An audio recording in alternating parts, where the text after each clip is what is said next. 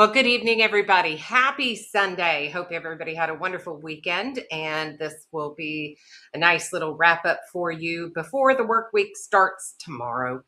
I wanted to say thank you to everybody who's been watching. Thank you very much. We appreciate it. I have a returning guest with us this evening. Super excited to have him, see what he's been getting up to. But before we get to my guest this evening, a couple of books I was going to throw out there for you. If you haven't already, you can go out and take a look at these. First, we have Gunners, the B-29 Machine Gunners in the Korean War by James Blackwell, a veteran, a historian, which is really neat, specifically in the Korean War. And he's also working on his third book at this point. So go check that out. We have Frank DeMitt's Defending the Eagle. A wonderful fiction book. This is his second in what he's hoping to be a series of 7. And I keep telling him, hurry up and write faster because I loved them. Wonderful stories. And then from another guest that I had on, a Vietnam veteran, and his name is Larry Book, and he wrote Quiet Heroes, Stories from the Front Lines of the Vietnam War. And if you were with me for the 2-part interview with him, I asked the question, what made him decide to actually write a book? Because it's kind of uncommon for a Vietnam veteran to talk about their time, let alone put it in writing. And his response was because his therapist said, talk or die. So he talked, and he continues to talk. And I'm so thankful that he did. He has provided a couple of these signed books. So when we hit our 1,000 subscriber mark, we will be doing a giveaway with those as well. So thank you all for coming out tonight. And without further ado, let's get to my guest and friend, Th30ry. Hey. Hello. How are you? I am doing great. How are you? I'm doing really good. It's great to see you again. Yeah, thanks for having me back for a second time. Yes, I went back and took a look. It's been a year. And Yeah. so Wow, I already? I know it's flying. Jeez. And so I know a lot has been happening with you. And so I thought, let's check in and see exactly what's been going on and how things are going. For those of you out there who have not seen my first interview with Th30ry, you can type in his name in the search in my channel, Th30ry, and you can see the full interview. But this is kind of just if you don't mind doing just kind of a recap of what we talked about the last time. Just kind of do a quick run through of your life and where you are today. Well, Yeah. not so quick on where you are today. We want to kind of take it a little slower. Yeah. Yeah, no, absolutely. So my name's Ryan. I go by Th30ry. I'm an independent hip hop artist and I can't talk right now, a United States Marine Corps veteran. I was active duty from 2010 to 2015. And I'm a father of 2 amazing girls. I'm outnumbered, and I don't know how I feel about that, but It gets worse. yeah, I was going to say it's just, one of my daughters is 16, and the other one is about to be 11. So we're about to have a 17-year-old in June and an 11-year-old in August.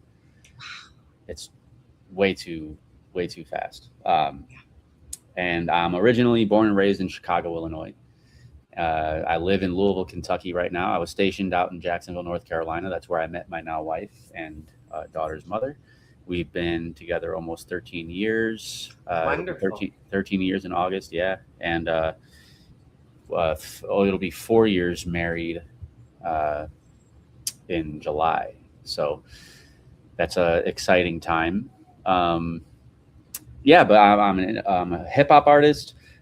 You can find me on all streaming platforms if you enjoy hip hop music. I go by Th30ry. It's Th30ry.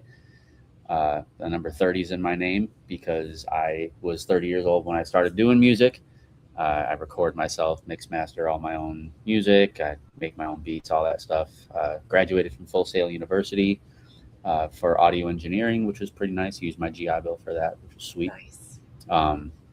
So yeah, I'm very excited to talk about what's going on. So let's go back just a little bit. What was it that made you decide you wanted to get into music and specifically the hip hop side of it?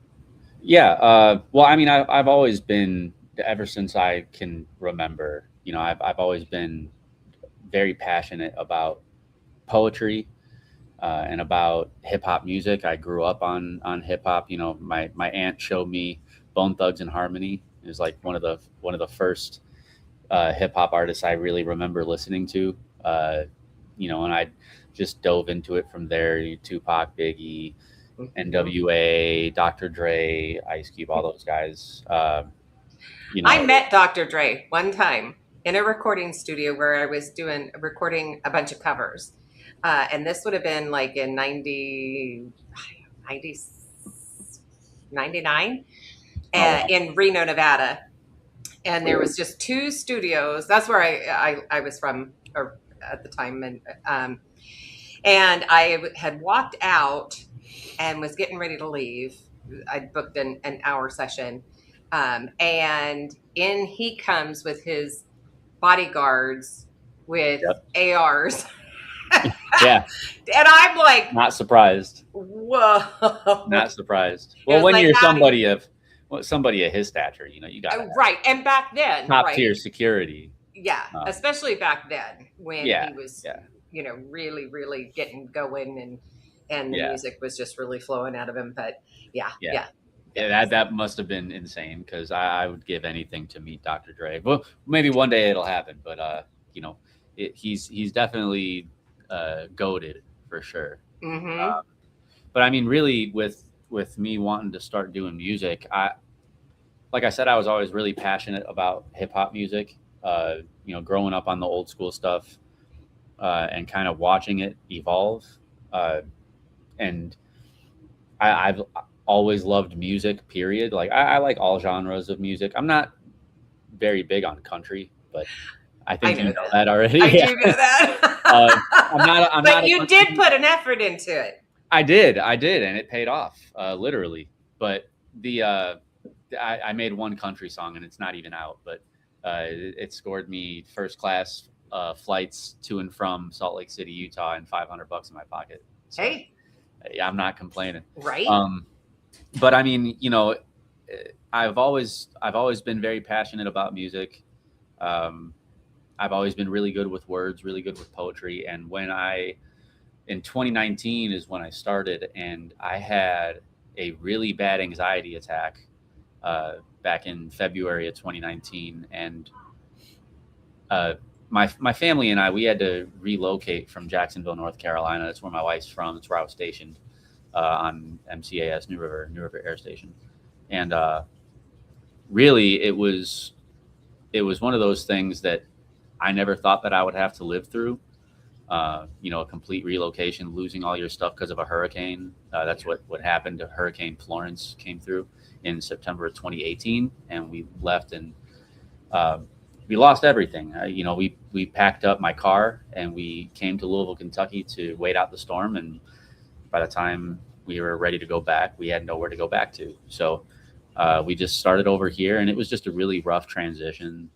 And I had fallen behind on my car payments because I didn't have a job for a little while, in that transition from the displacement with the hurricane. And after that car got repossessed, a couple days after that, I ended up having a really bad anxiety attack. So I didn't know what I was going to do. You know what I mean? I got two kids relying on me. My fiance at the time, she was my fiance, and my cousin.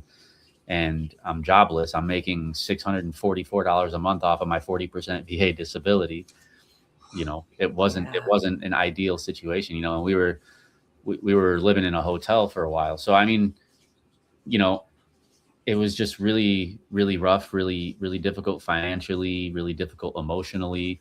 Um, and I felt like I was dying when I had this anxiety attack. Like my fingers were numb and tingly, my toes were numb and tingly. I had a hard time breathing. It felt like a 600-pound person was sitting on my chest.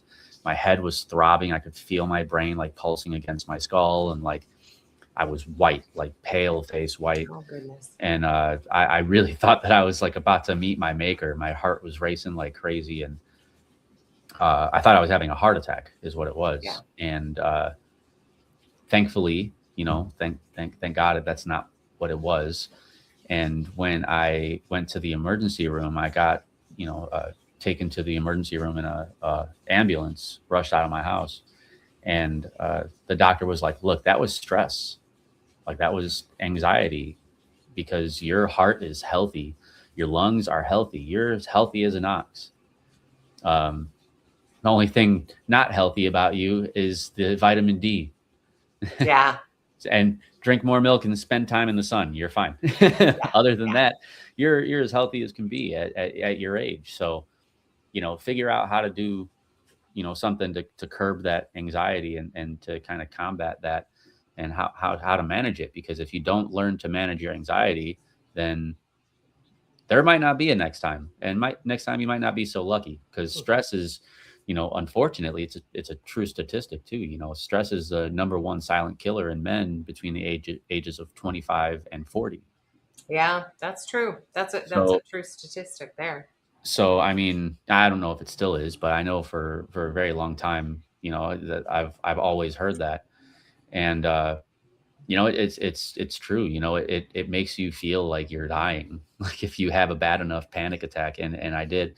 And ever since then, I was just, even now, I still kind of have trouble with those moments where it's like I'm checking my heart rate, I'm checking my breathing, I'm worried that my body's just going to shut down. And it's a form of PTSD from that night.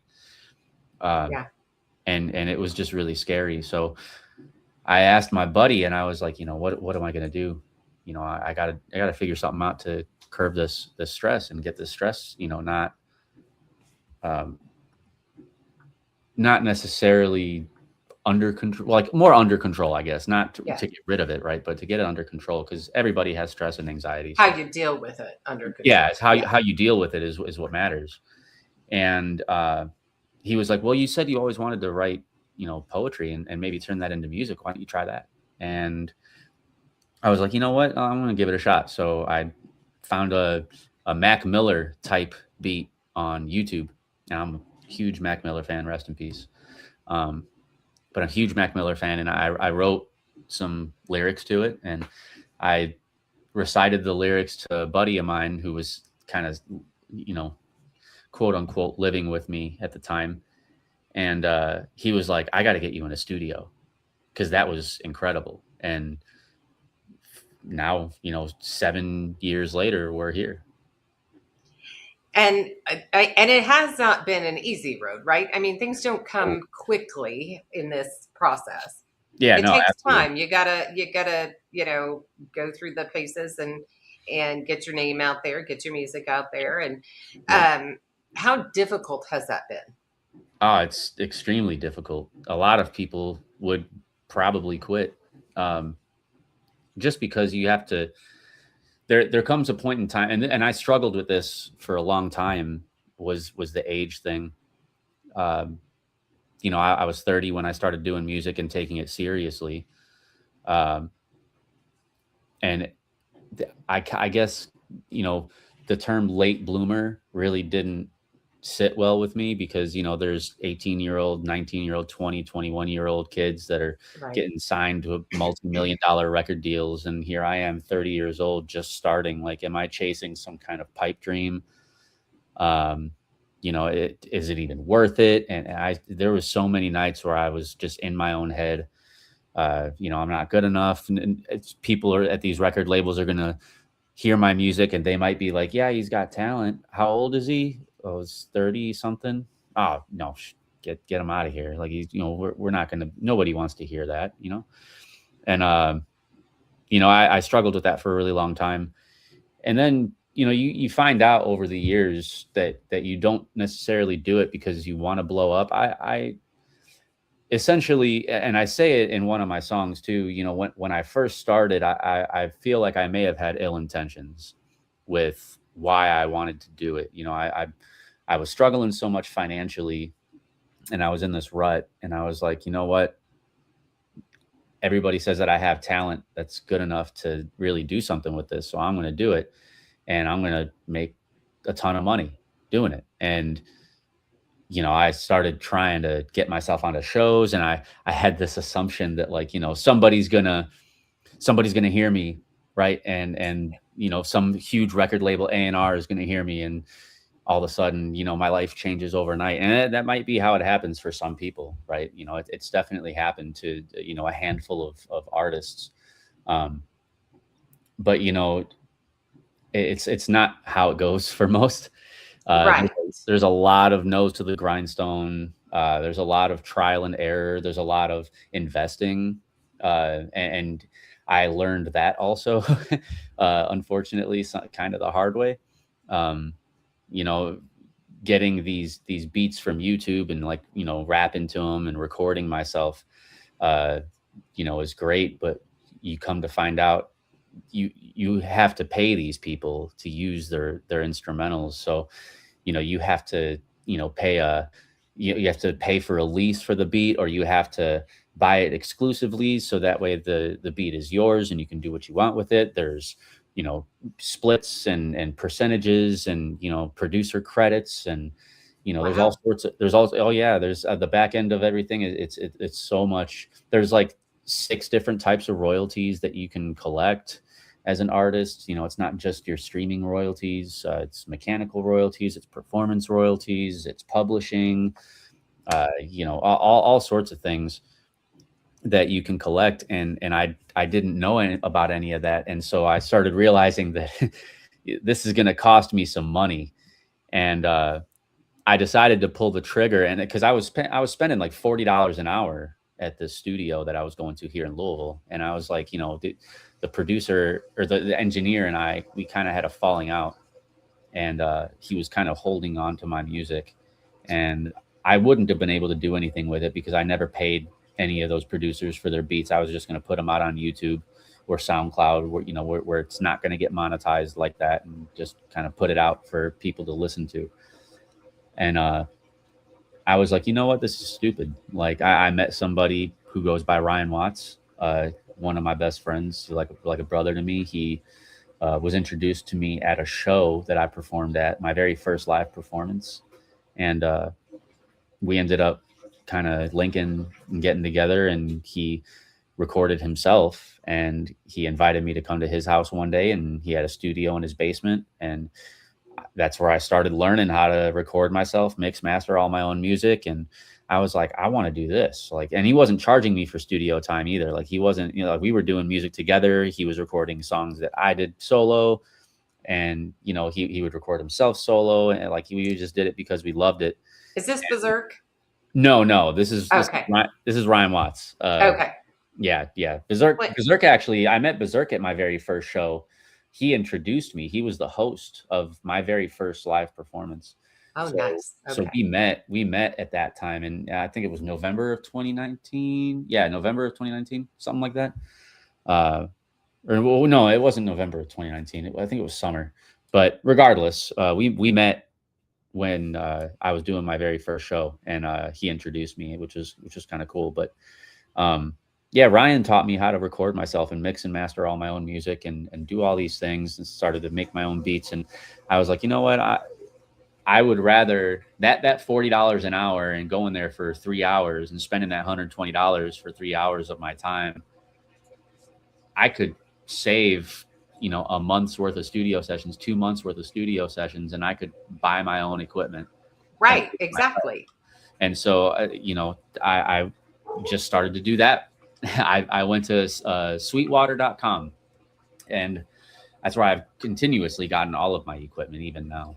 And I financed my equipment. They sent it to me right away. I paid a down payment. They sent me, a set of speakers, speaker monitors. They sent me my interface. They sent me a microphone stand, all the cables. Oh, wow. I bought all that stuff. I think I paid like 700 something dollars for it. For all of that. Yeah. It was like That's impressive. $700 or $800. I was very frugal with my first home studio. I tried to make it as cost efficient as I could, because we weren't really making much. And I started doing it all that way. And when you put that kind of repetition in, and you put in those days and those hours and all that, sweat equity, and so to speak, into what you're doing, you start to develop more of a passion for it. And I fell in love with the art of actually making the music. I had always had a love for the art and the culture of hip hop, Right. but I developed like more of a sense of, uh, I guess, just desire for wanting to do more and more and more. And I just fell in love with the act of making the music. It challenged me. It let me take that negative energy and put it into something more positive and productive for myself. And it helped my mental health tremendously. Writing down my feelings, what I had, what I was going through, what I went through in life, why I felt like, I was drowning in debt and this and that. And just talking about that, because, it can help somebody who might be going through that same thing, can help them relate, and might do for somebody else what, some of my favorite artists did for me when I was in that Right. same position. And I'd love to pay it forward in that sense. So And so, your time in the military, how would you say it has helped purpose, you with your growing enthusiasm with your music? like as of right now, Hmm. oh man. So I've been doing it for a little over 7 years. Um, through those really difficult moments, like you learn a lot. Like I said, about uh, the cost of everything. You learn that you got to buy beats, and you got to pay the producer like a 50%, split, or 25 or 30, whatever the producer says, or, and beats aren't cheap either. If you lease a beat, there could be 10,000 other artists that have that same beat, Right. and they can blast it all over Spotify. You pay $20 a year, you can distribute your music on all streaming platforms. It's super cheap, Wow. and so you could buy a beat, put it on Spotify for $20 a year, and you can have as many uploads as you want for as many songs. So I mean, I didn't want to do that. I wanted my beats to be like one of one. So, and for a long time, I did lease beats, and the problem with that is you have a streaming cap. So not only is there 10,000 other artists that might possibly have that same beat that you just did, but and that makes you feel like you're not special, right? If you're Right. one of 10,000 that's done the same beat, and it's bound to sound very similar to something that somebody else did.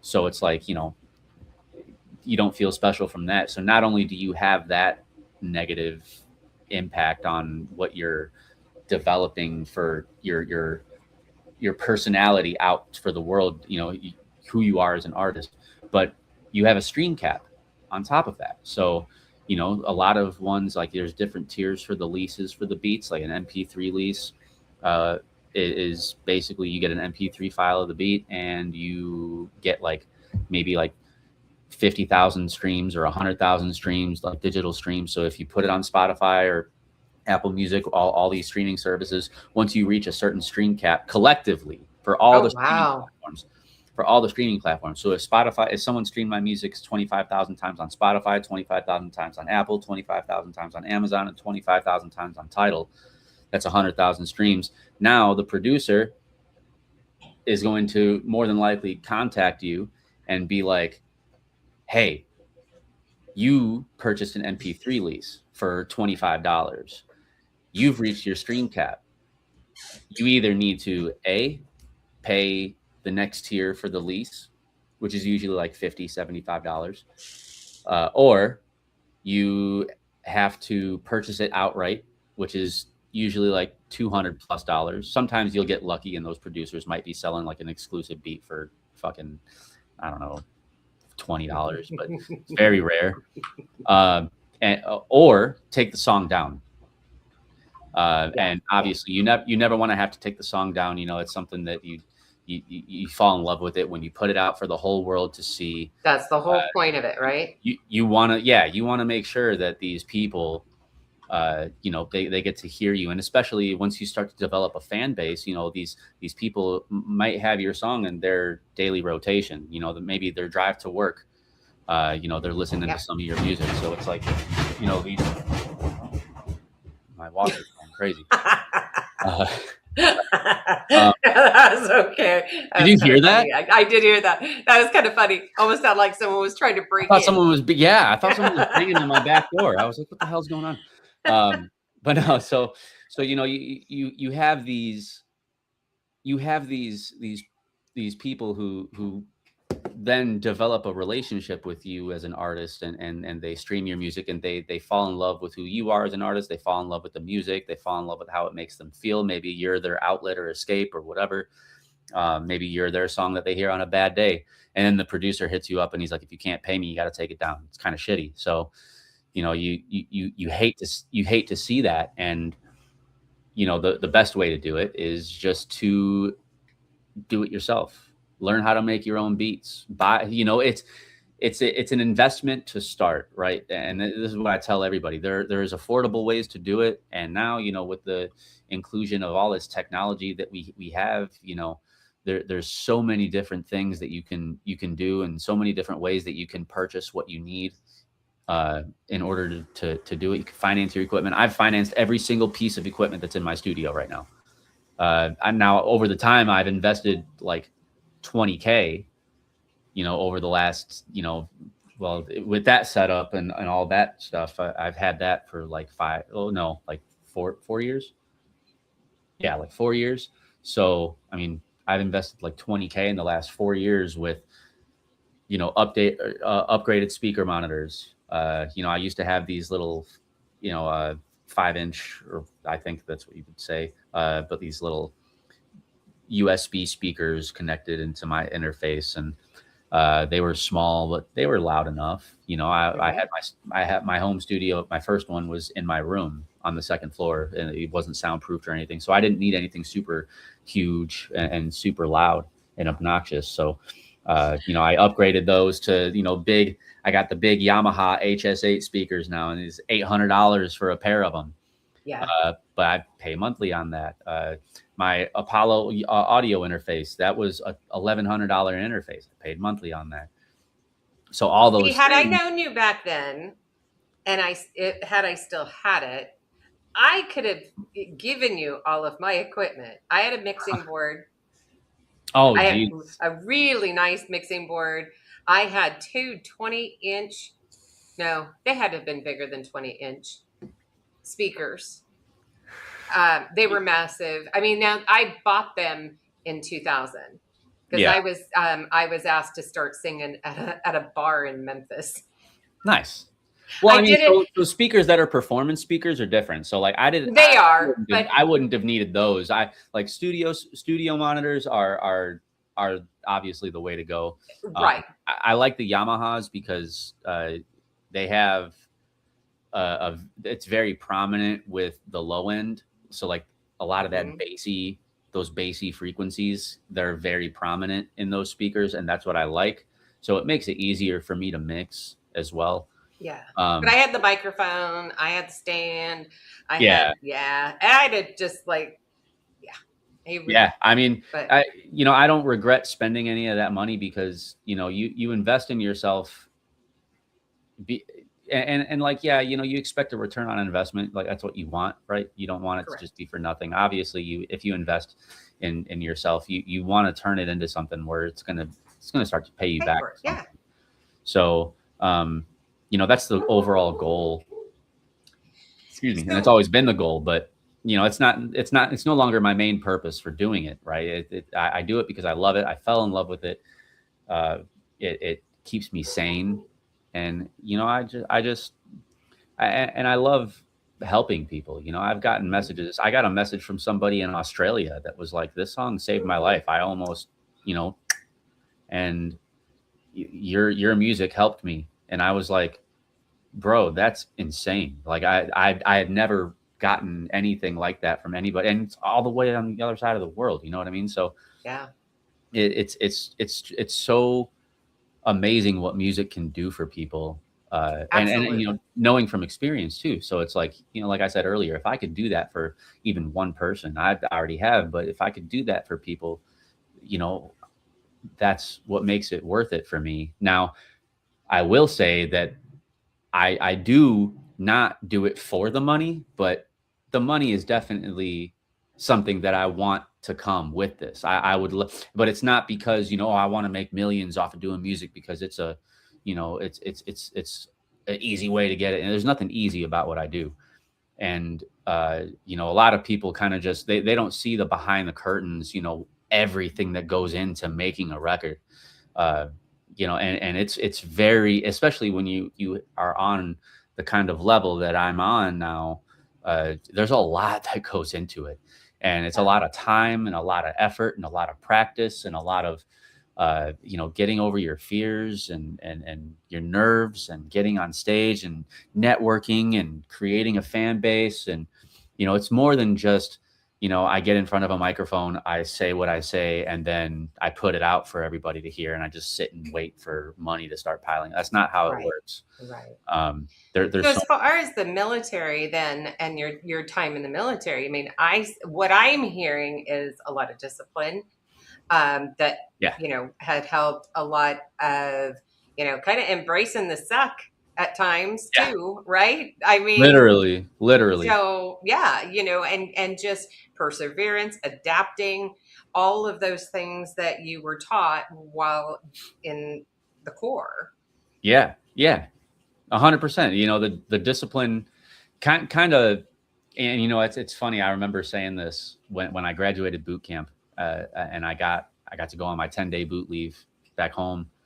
Uh, I felt like I could conquer the world when I got out of boot camp. Like there was nothing that you could tell me that I couldn't do. Like Right. there's no way.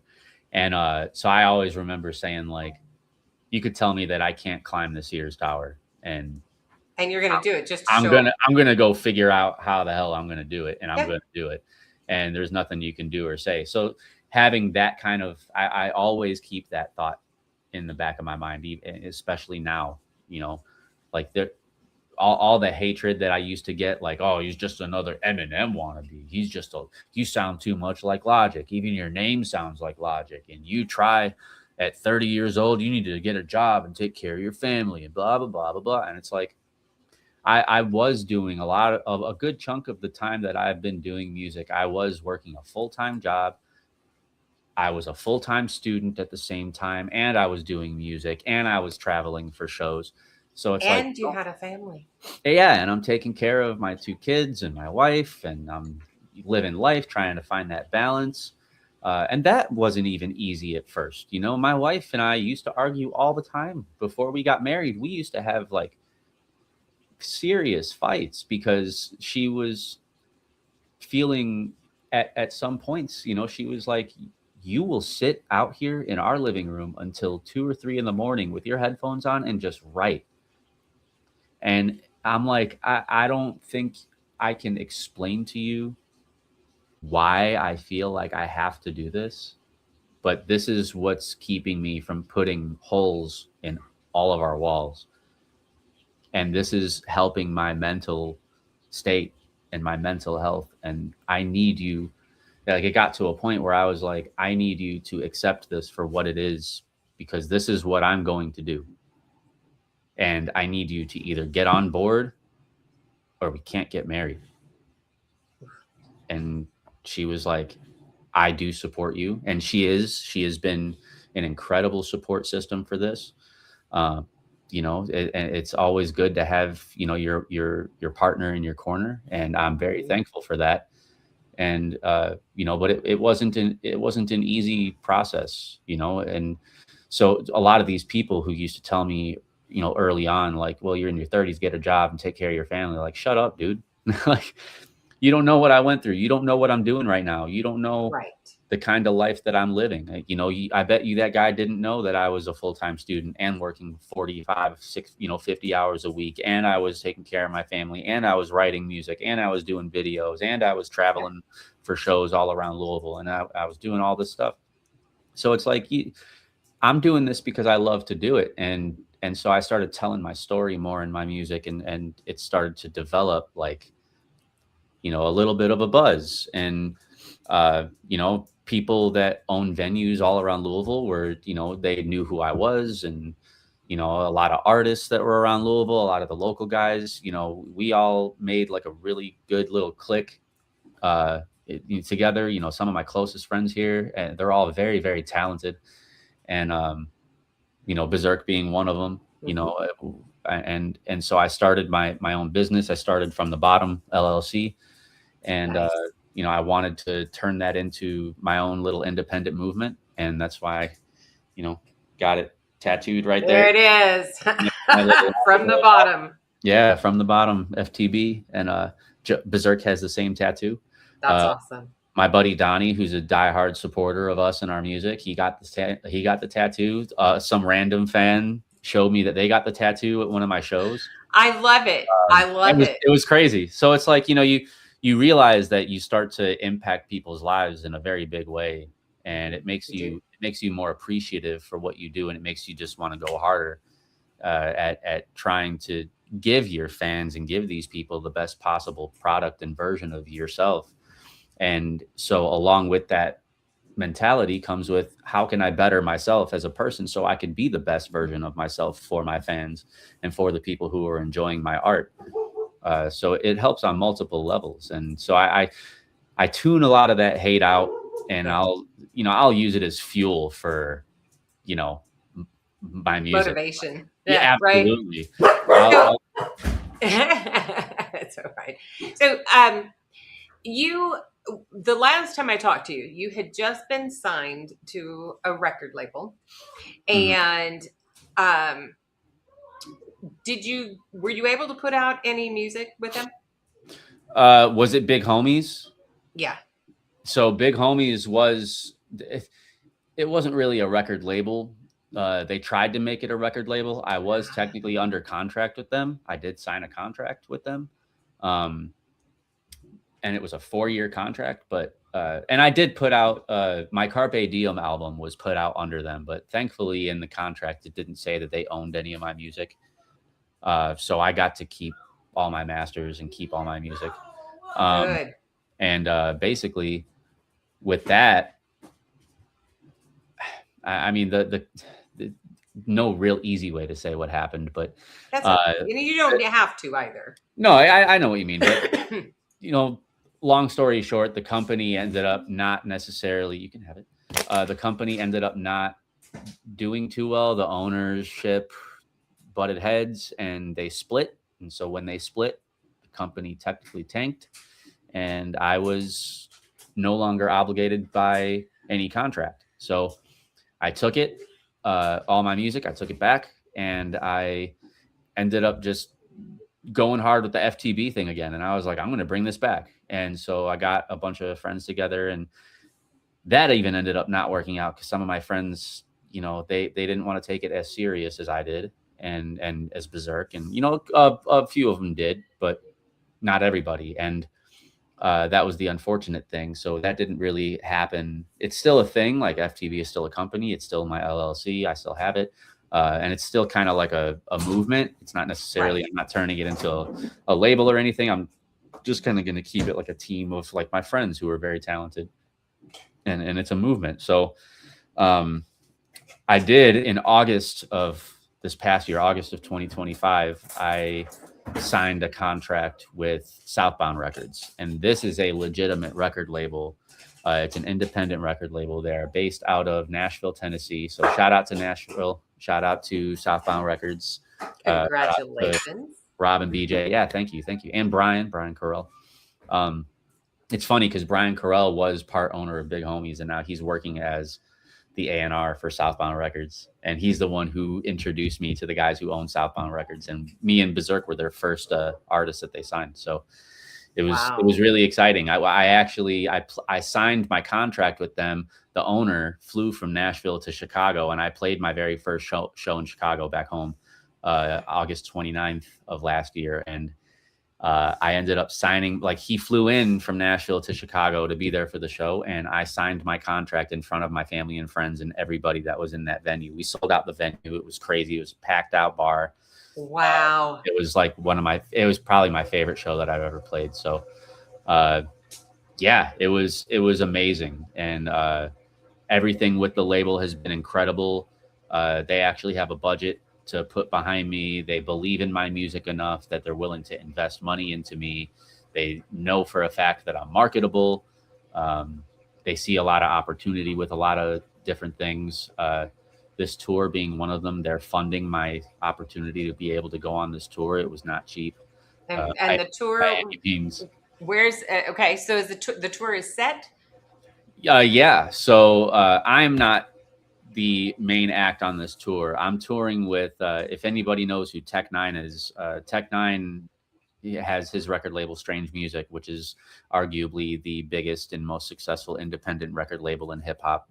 And they are huge and they have like a cult based following. Well, one of their artists, Jerry Robinson, shout out to Jerry Robinson. Uh, I got him to feature on my upcoming album, my debut album with the Southbound Records, actually, that I'm putting out, which is a sequel album to my Me Against the World album. So that came out in 2022. So this is going to be the sequel. So if you have not heard Me Against the World, you need to play it from front to back, beginning to end, because Crash Landing, which is my album that I'm going to be releasing this summer, that's going to be the direct sequel from that. And it's done. Technically I'm waiting on one feature from a buddy of mine, very talented artist, goes by the name of Binks. He's a little bit bigger I of an have heard artist. that name. Yeah, he's incredible, and he's been doing it for a long time. And yeah, but Th30ry's one of Th30ry's artists, one of his label's artists is going on tour, and I was lucky enough to be able to get Jerry Robinson on a song of mine, and ended up kind of loving the song. And he was like, "Yo, you'd be a shoe-in for this tour," and I was like, "I have to talk to the label about it." And I ran it by, and they were like, "Give me everything that it's going to cost, because we know there's a financial ask. How much are we going to have to invest into this tour to get you to go? And how can we make this money back?" So I pleaded my case about 3 days ago, and I broke it down. So it was how much the shows are going to cost, how much, for my merch, because I'm going to be selling t-shirts. We're doing like 500 shirts or something like that. Uh, how much for the rental car, because I have to take a car to drive to all these different venues in all these different cities and states. Uh, Room and your Room room and and board, yep. food, all that stuff. So calculate everything. Let us know what it's going to cost. We'll make a decision. I broke it down. I'm obviously not going to disclose the cost, but I Fair. broke it down. I gave it all to him, and I was like, "This is what I got. This tour needs to happen. It's going to be a huge, huge, huge, huge, huge, huge, huge opportunity for me, and for the label to get the kind of exposure. Yeah. Developing a relationship with a label like Strange Music would be in our best interest." So I was like, this is why, and this is how much it's going to cost. And they didn't tell me anything. The next day, I'm picking up on Friday. I was picking up my daughter from school, and my oldest, and I opened my Facebook app. I was waiting for her to come out, and I opened my Facebook app, and I see the tour flyer, and it's the first thing that was on my Facebook news feed, and I see my name on the flyer, and I was just like, so you have the headlining artist, which is Jerry Robinson, and then it says with Th30ry and Th30ry. So the main artist is bringing Th30ry and myself on this tour with him, and in every city they're gonna have like local openers. Right. But I am one of the touring artists with him, and that's huge. So you see the flyer, and the flyer was posted from whom? From Jerry, from Jerry Robinson. He had posted it from his Facebook. And so did in fact your record label, did they actually approve it then? Or yeah, did you call him and ask him? I took a screenshot of the flyer, and I actually saved the picture, and then I messaged Brian, and I was like, my name's on the flyer, and he just hearted the message and put a thumbs up. And because he and I were working together to get all the price breakdown and everything, and I was like, well, they're not going to put my name on the flyer if they hadn't received any kind of deposit or anything for the tour. So I was like, let's go. Like, I'm ready. I'm so ready. And so the tour starts when? May 7th in Lansing, Michigan. Okay. So I can go through the cities. There's 12 shows. There's possibly 16. They're working on a few more dates and cities. So they may be added during the tour, or shortly before. But May 7th, Lansing, Michigan. May 8th, Shelbyville, Indiana. May 9th, Dayton, Ohio. May 10th, Madison, Wisconsin. May 12th, Chicago, Illinois. That one's going to be my bread and butter right there. May 14th, Kansas City, Missouri. May 15th, St. Louis, Missouri. May 16th, Fostoria, Ohio. May 19th, Minneapolis, Minnesota. The 20th, Sioux Falls, South Dakota. 21st, Lincoln, Nebraska. And 22nd, Topeka, Kansas. Look at you. That is what it is so far. And that was let me see if I can figure it out. So my name on there. Yep, I see you there. Th30ry right there. Yep, that logo right there. Yeah. We are also got it tatted right here. Yes. I can't angle it. I don't know how to angle my arm. There you go. Just there. Yeah. That's awesome. We are, everybody in the chats, we are all rooting for your success. We're so excited for you. And now I know that, your family's had some things happening, over the last year. And I know that has caused, a lot of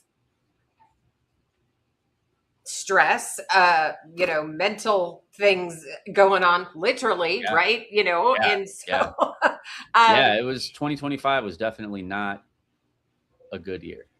It was good. It was a good year, but it wasn't in the long run, right? Yeah, but it wasn't. Realistically, the majority of the year was very stressful. And if obviously for those of you who do know, sure, but for those of you who don't, long story short, my wife had an AVM that it was causing her neurological seizures or optical seizures, or however they call it. Yeah. And we thought that they were just migraines. She has been suffering from chronic migraines for a majority of her life since she was like 12 or 13. And turns out it caused a seizure so bad that damn washing machine. It caused a seizure so bad on January 5th. So 5 days into the new year, she has a migraine so bad that she wanted to call her neurologist. So she called her neurologist the next morning, and they were like, okay, based on what you're telling me, it sounds to me like it's a thunderclap headache, which can be a sign of brain bleeding and hemorrhaging. So you need to go to the emergency room like now and go get a CT scan. We will schedule it. We'll put in the, whatever pre-approval, pre-authorization, whatever for it. Go to the emergency room. Don't care what it is, and get a CT scan. So we went, got a CT scan. They found a lesion on her brain, so they wanted to do an MRI. My wife and I are both thinking the worst at this point. We hear a lesion on the brain. I'm thinking tumor right away. Thank God that's not what it was.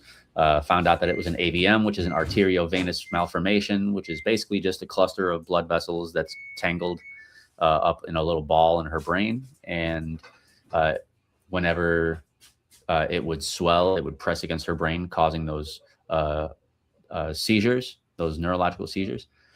And it was a really stressful time. She needed to have surgery on it because the other two options were just not happening.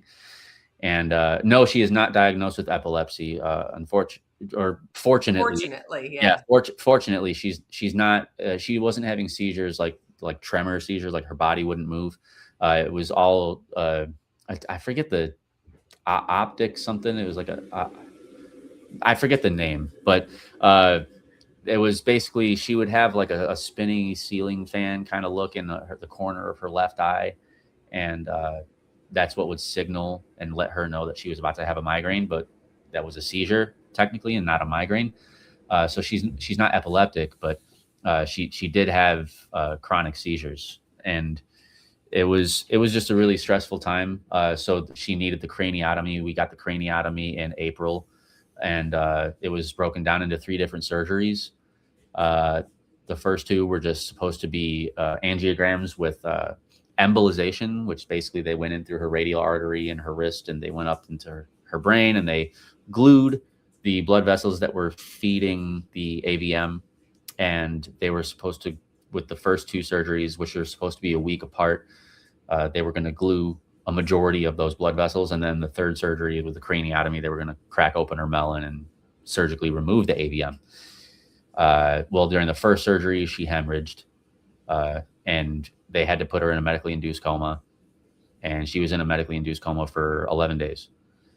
And on the 12th day, which just so happened to be Easter Sunday, she was extubated.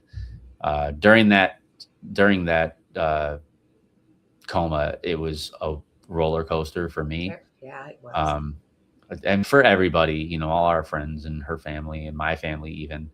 But it was a roller coaster, man. There was a couple times where she possibly couldn't have made it, and thank God, that she did. Um, and she's better than ever now. She's actually able to live a normal life. She has recovered, very, very incredibly. Her neurosurgeon was even like, "You don't have to come back for another 6 years for another scan." And That's awesome. that's the best news that we could have Yeah, gotten. So, well, 3 years for an MRI, 6 years for the angiogram with the dye to check the blood flow in her brain. But um, yeah, so 2025 was not cool. There was a yeah. few good times, but it was a lot of stress. And I'm just thrilled to death for you. I mean, obviously, I follow your posts and such, and that you put out there, and just definitely had y'all in my thoughts, and Thank you.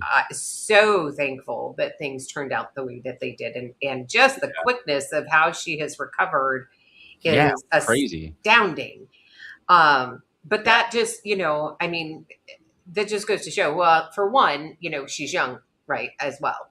I yeah, mean, yeah. and when I, She's 34, so so yeah, so being young helps, right? You yeah, don't have all of the yeah. other issues generally that Yeah, we get she's when we, young and healthy, so yeah, her body did a very good job recovering. It was a rough recovery, don't get me wrong, but right, it definitely could have been a lot worse had she not been healthy. But yeah, yes, Ron Wayne official, God is definitely good all the time, and I'm very very. I prayed.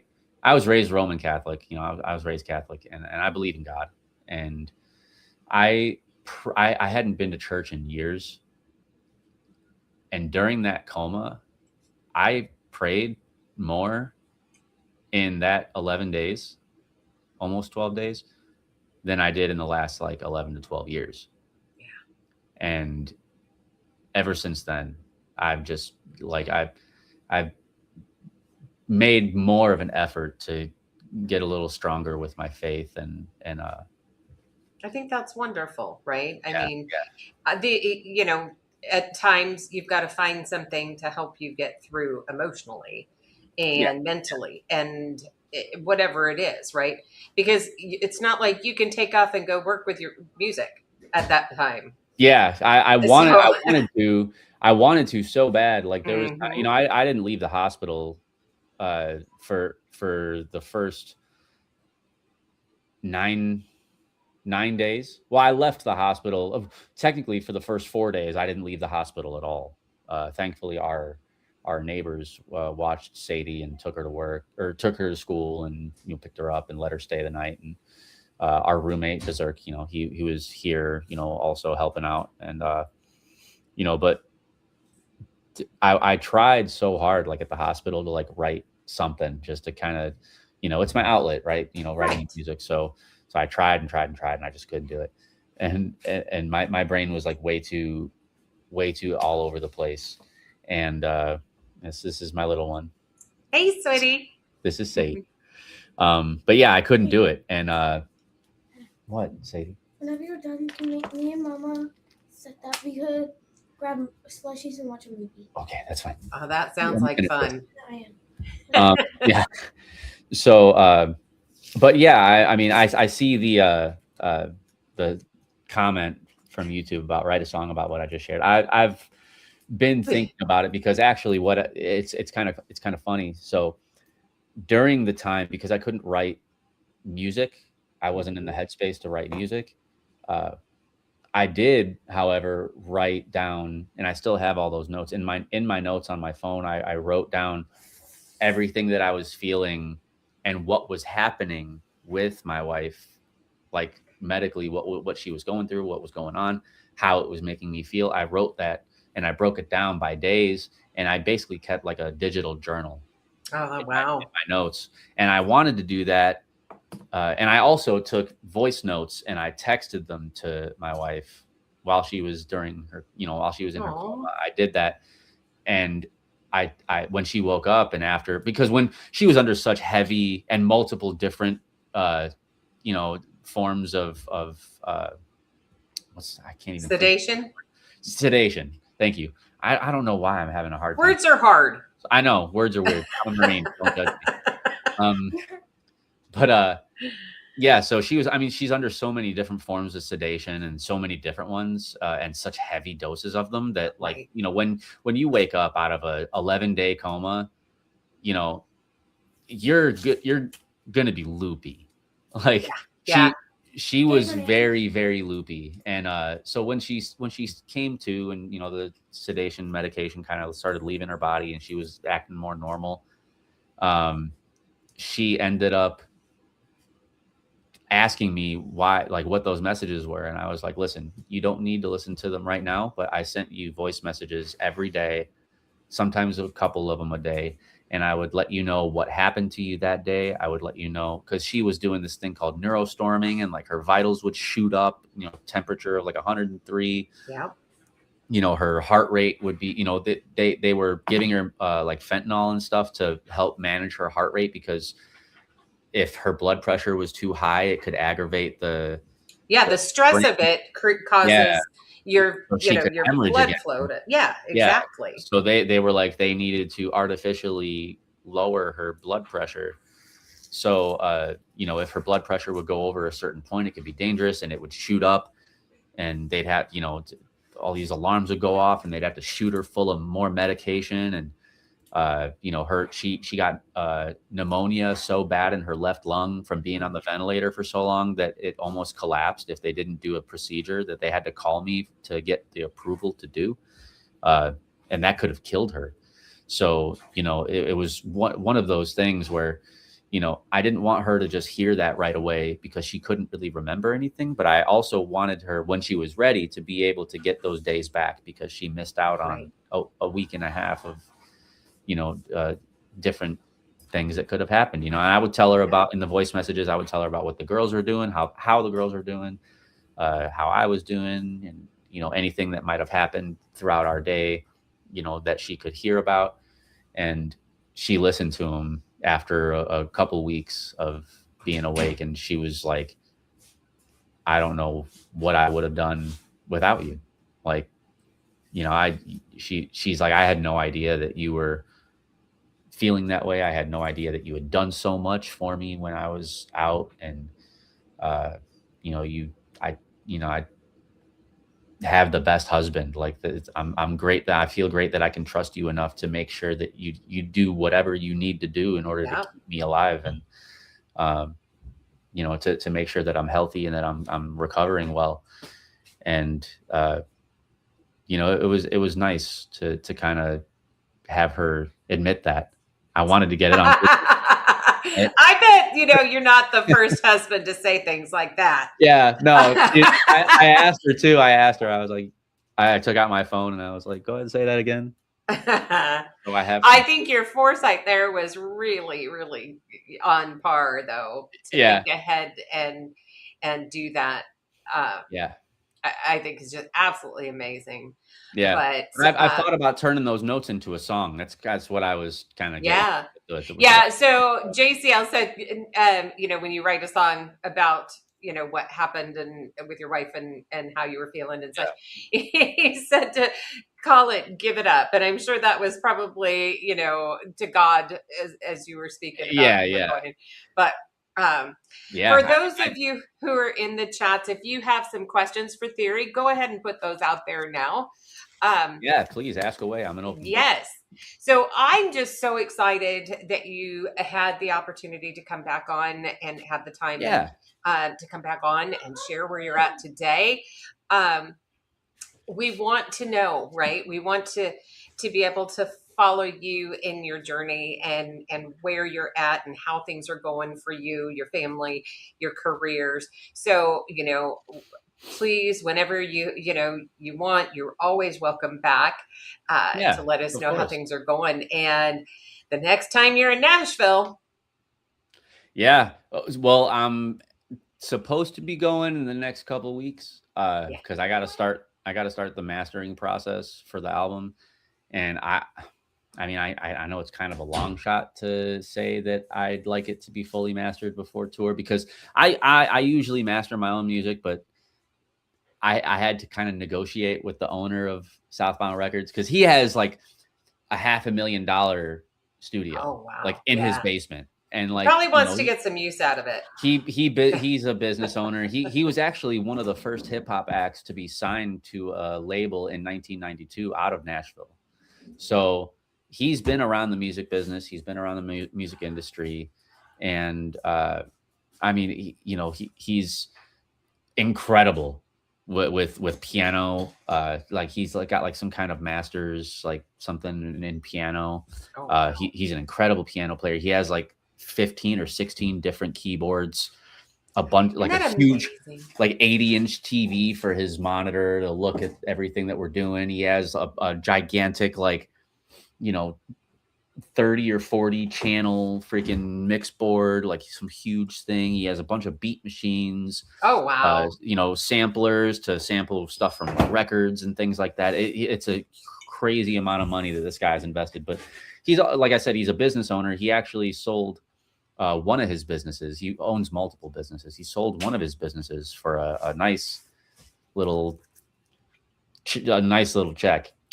And he's wanting to dump a good chunk of that into the record label and into his music and our music. And so this label, unlike, my previous contract, this label is actually going to be, putting money into backing me, into, my advertising, my marketing.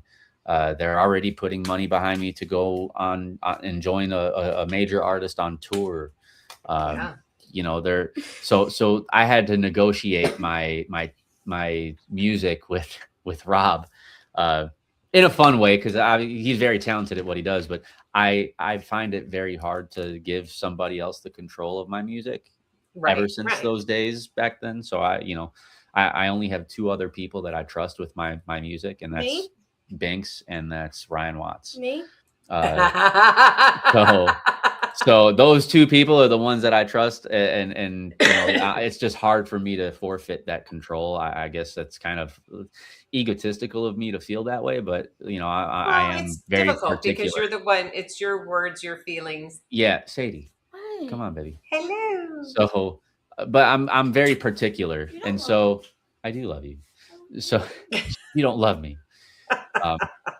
But yeah, so I had to negotiate with Rob, and basically I can record and mix all of my own music to my liking, but he needs to be able to master it. And I was like, that's fine.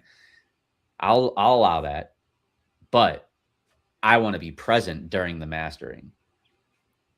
And so what is she doing? Looks like windmills. Anything to get on camera. but yeah, so I was like, I want to be present during the mastering. So, as long as I can be there and help with it, then I'm okay with it. And so Yeah. I'm going to be starting that process. I might actually be going there next weekend. If not, then it's going to be the weekend before, for Friday, Saturday, and Sunday. And yeah, Well, you've got my contact information, so yeah. definitely let us know in advance so we can make sure to come up and say howdy, because you're not far from, or we're not far from Nashville. So JCL says, let Carolee know after your tour which show picked you up. Your American Idol. None of them picked me up. None of them picked me up. I'm gonna be completely from the mud, right? From the bottom. From the bottom.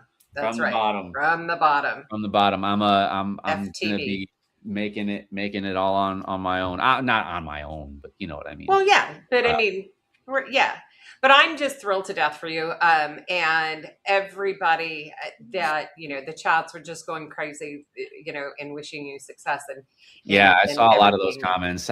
Thank you, everybody in the chat and everybody watching. I do appreciate all of you, and thank you so much for the well wishes and the positive reinforcement.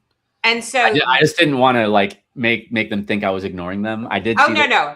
Most often I tell my guests disregard anybody in the chats, and if it's something pertinent, we'll bring it up on Yeah. And otherwise we'll bring it up afterwards, but towards the end. But this is this really low key, and but if anybody is interested in hearing more about Th30ry's time in the military, his story up to this point, you can go back and again type in Th30ry in the search within Conversations with a Vet, and you will find our interview, and it's absolutely wonderful.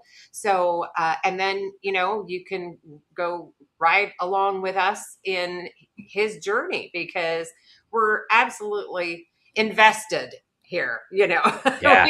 we're totally invested here. So I love it. I'm very, very humbled by the amount of love and support and and promotion even that the veteran community, thanks to David Willis. He's the one, so shout out to David Willis. And Willis is amazing. Yeah, and he has put me in. I mean, he put me in touch with you.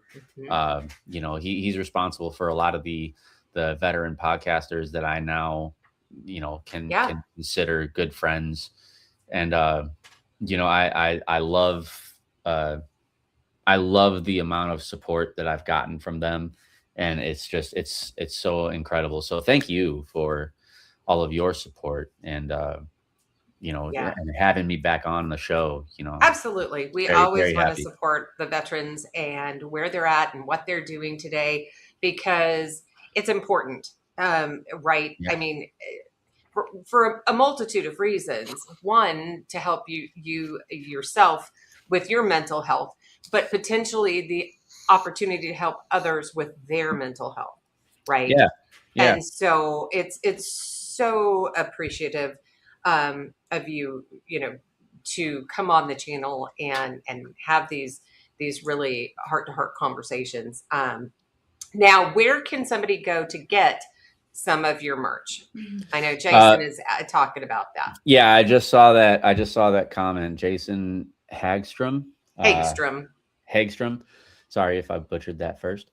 And thank you, Ron. Subscribe, please do. I am on YouTube, and you can hear my music on any streaming platform. Just look up Th30ry on Spotify, Apple Music, Amazon, wherever you can stream music. I'm there. But as far as merch, we are in the process of getting a website up for me. The label is in the process of creating my own website under their thing. You can go to southboundrecords.com, I believe. Let me verify that and look that up real quick. But there's no merch available just yet. Yeah, southboundrecords.com. And all one word, southboundrecords.com. And you can check out the label, check out pictures, check out, the artists that are signed to them, which is just me and Berserk. And there's a country artist. Her name is Heather. She's incredible. But basically, the merch is going to be up on the website here soon. We're drafting up some copies of what we want. Yeah, Break Two is actually the two owners of the label. They're like old school hip hop. Okay. They make really good stuff. Holland is Heather. She's the country singer that we have, and then Berserk is my roommate, like my brother. And then there's little old me next to Break Two. But those are the Southbound Records artists. We got a lot of talent in this. And but basically, with the merch, you can purchase it. I do have T-shirts that you can purchase online through Matt from Triple Threat Vets podcast. You do good. Okay. So I can get that link and I can give it to Carolee, and okay. I can have you guys go there. You can buy a Th30ry shirt or an FTB shirt. There's my Th30ry logo on there, which is that one. There you go. That guy right there. It's always so backwards. I know. Yeah, that logo is on there, and then the FTB logo is on there also. So there's one of those two shirts that you could buy, and the other shirts, the next one is going to be my album cover for Crash Landing. Nice. On the front of it, and on the back, it's going to have my Th30ry logo on the locker tag on like the top part of your neck on the shirt. And that is in the process of being made, and we're going to have those for sale on the website as well. So as soon as I get everything all set up through them, I will definitely let you know. And you can go ahead and blast it out to everybody that you want. Any and all support is greatly appreciated. Everyone in the world. I will do my best. In the world. Dude, as you said, if you don't know them, but you will, unless I threaten you that. All right, killer, relax. Spicy like her mama. I think that's awesome. That's awesome.